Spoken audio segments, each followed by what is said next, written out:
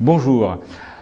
Aujourd'hui, nous allons parler de défiscalisation, de voir si le marché peut encore absorber de la loi Robien, la loi Borloo, de voir le marché résidentiel si nous sommes en réelle récession et de voir comment l'acquéreur, l'investisseur en 2008-2009 doit-il se comporter pour optimiser son investissement locatif. C'est donc avec un plaisir que je reçois Vincent Kukovitz. Bonjour. Bonjour Nicolas. Est-ce que vous pourriez en quelques mots présenter votre structure? Bien sûr, bienprévoir.fr est un courtier conseil nouvelle génération qui a une approche globale des questions de gestion de patrimoine. On s'occupe autant des placements, de l'assurance vie, de l'épargne, de la retraite, mais également de la défiscalisation. Notre approche est une approche globale. Notre souci est surtout de proposer à nos clients et à nos prospects des solutions qui répondent vraiment à leurs objectifs. Donc chez nous, il n'y aura pas de vente de produits absolument. Il peut y avoir de la vente de conseils uniquement également. Notre préoccupation, c'est vraiment de prendre les objectifs, les projets, construire son projet de retraite, construire un patrimoine immobilier éventuellement. Et c'est pour ça que d'ailleurs que la défiscalisation est une solution parmi d'autres, mais qui n'est pas une approche en soi. C'est la cerise sur le gâteau. D'accord, donc du conseil pur. Le marché immobilier résidentiel, est-ce que vous pouvez me dire quelques mots sur le contexte actuel? Bien sûr, donc aujourd'hui, on constate un ralentissement de la durée pour vendre un bien immobilier. Par ailleurs, on sait aujourd'hui que des biens restent de plus en plus longtemps sur le marché. L'ensemble des villes, y compris Paris, connaissent un ralentissement, voire une baisse des prix. Donc aujourd'hui, il y a effectivement une vraie récession, si on peut dire, sur le marché de l'immobilier résidentiel en France. On a encore devant nous certainement des baisses et certains économistes tablent sur une baisse de 30 à 40% des prix de l'immobilier. On va certainement connaître une baisse de 15 à 20%. Il faut quand même minimiser les choses et se souvenir que 15 à 20% de baisse, lorsqu'on avait 15 à 20% d'augmentation sur le marché immobilier parisien il y a encore quelques temps, c'était une année d'augmentation. Donc finalement, le marché est tout à fait prêt à absorber cela. D'accord. Les mesures de Nicolas Sarkozy, avec notamment le doublement du prêt à taux zéro pour l'acquisition d'un logement neuf pour les primo-accédants, le marché résidentiel ancien n'est pas concerné par ce doublement du prêt à taux zéro.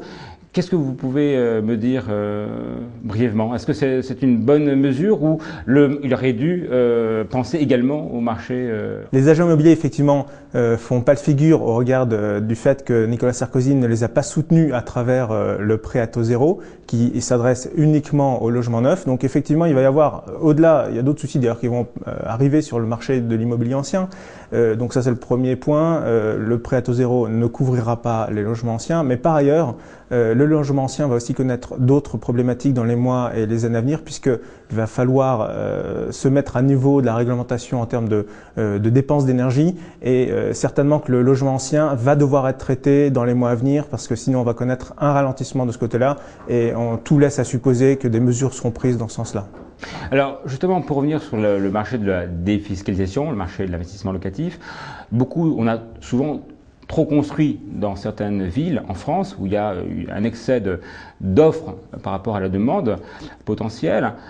Qu'est-ce que vous pouvez me dire sur le marché justement de la défiscalisation aujourd'hui à travers l'investissement locatif? Alors chez bienprévoir.fr, on a une vision qui est toujours de se mettre à la place du client. Donc nous, on a des principes très clairs. La défiscalisation immobilière, ça ne doit pas se faire à outrance. Ces dernières années, il y a eu des excès, un certain nombre de reportages télévisés les ont montrés. D'ailleurs, c'est ce qui a fait prendre conscience à un certain nombre de gens qu'il fallait certainement se poser des bonnes questions et revenir aux basiques. Avoir du bon sens. Donc les questions que nous on se pose lorsque on propose à un client, un prospect, une solution de défiscalisation immobilière, toujours dans cette approche globale, c'est premièrement, par exemple, si on propose d'investir sur un produit qui est situé dans une zone touristique, je vais voir, parce qu'il y a des produits immobiliers défiscalisants comme la Domicine, qui a pour vocation de soutenir des zones rurales, touristiques. Là, il faut se poser la question, station de ski, je vais d'abord voir comment est placé le lieu. Il ne faut pas investir à moins de 2000 mètres. En fait, il faut avoir dans ces moments-là exactement l'œil d'un investisseur, d'un tour opérateur. Comme pour sa résidence principale en fait. Et comme pour sa résidence principale, mais je dirais même aller au-delà. Regardez si des tours opérateurs importants se sont installés dans ces villages, par exemple, d'altitude. Ne plus investir à moins de 2000 mètres, parce que je sais que l'enneigement ne sera pas suffisant. Miser aussi sur la plus-value potentielle immobilière, pas fixer uniquement sur l'enjeu de la défiscalisation. Voilà. Avoir l'œil d'un investisseur hôtelier. Lorsqu'on investit sur un produit immobilier type LMP, par exemple, à l'autre bout du monde, il ne faut pas hésiter à aller voir. Il faut voir aussi comment l'hôtelier qui commercialise ce produit-là, est-ce qu'il commercialise correctement ce produit, est-ce qu'il est sur les bons marchés. Il faut avoir un œil d'investisseur et non pas, et donc comme vous le disiez, regarder le produit comme si c'était pour l'occuper soi-même, pour sa résidence principale, et surtout se poser des vraies questions, avoir du bon sens, ne pas hésiter à se déplacer physiquement. Exactement. Et en fait, de prendre cet investissement comme si on réalisait un investissement classique. Exactement, comme si on devait occuper le bien. D'accord. C'est un point important parce que souvent les gens ont acheté à distance sans se rendre compte quelque part de tous les inconvénients en termes de localisation et de la qualité du bâtiment. Certains vendeurs de produits ont également fait en sorte que la distance était trop éloignée pour éviter que la personne aille sur place. Et finalement, on sait vers quoi cela a mené. Cela a mené vers des excès, vers des villes suréquipées en immobilier locatif. Aujourd'hui, ces investisseurs se retrouvent coincés en fait, avec un crédit à rembourser et des logements qui sont vacants. Exactement. Pour 2009, alors, comment vous voyez le marché de la loi Borloo-Robien dans ce contexte? Alors, nous, on a toujours une approche également là-dessus. C'est pas parce que certains ont abusé du Robien qu'il n'y a pas des solutions et parfois du bon à prendre dans le Robien ou dans le Borloo. Aujourd'hui, le Robien et le Borloo, ça peut être une solution sur des biens de centre-ville, sur des biens de grande qualité, à condition qu'il y ait un marché locatif. Donc il y a tout à fait encore des solutions à utiliser dans le Robien, il y a encore des opportunités, mais il faut être extrêmement sensibilisé au fait qu'il faut se concentrer sur les grandes agglomérations, sur les villes de bonne qualité. Par exemple, des villes dynamiques, des villes dynamiques. Mais nous, on a aussi l'habitude de dire aux gens, bah voilà, il y a un Robien dans cette zone-là, vous avez souhaité faire de la défiscalisation immobilière.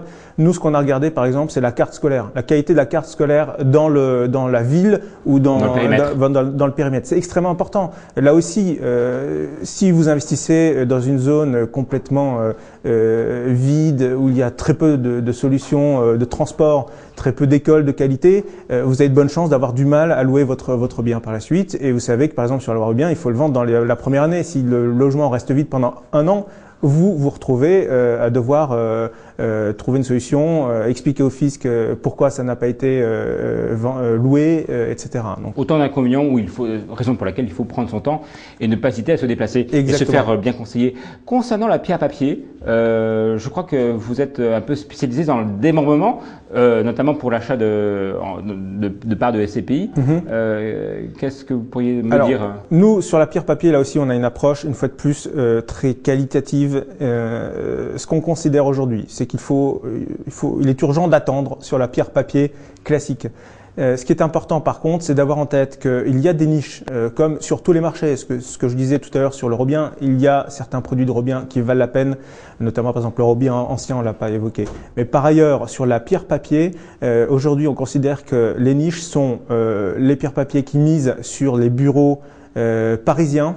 Les murs de boutique? Les murs de boutique, pourquoi pas. Mais nous, ce qu'on considère aujourd'hui, c'est qu'il y a vraiment des opportunités à prendre et à saisir dans le domaine de la niche toute particulière des SCPI qui misent sur les bureaux parisiens. Pourquoi? Parce que les loyers ne vont pas baisser, mais les prix sont en train de baisser. Donc on préconise même d'attendre encore un petit peu. Nous surveillons ce marché-là. Pour nos clients, on considère que d'ici quelques mois, les prix des parts auront baissé. Donc une meilleure rentabilité. Une meilleure rentabilité, voilà. Donc nous, on fonctionne avec cette approche de niche. On regarde précisément certains marchés et on ne va pas considérer que la pierre papier est la solution aujourd'hui, même si ça peut être logé dans une assurance vie, ça n'est pas nécessairement la solution qui correspond à tout le monde. Très bien.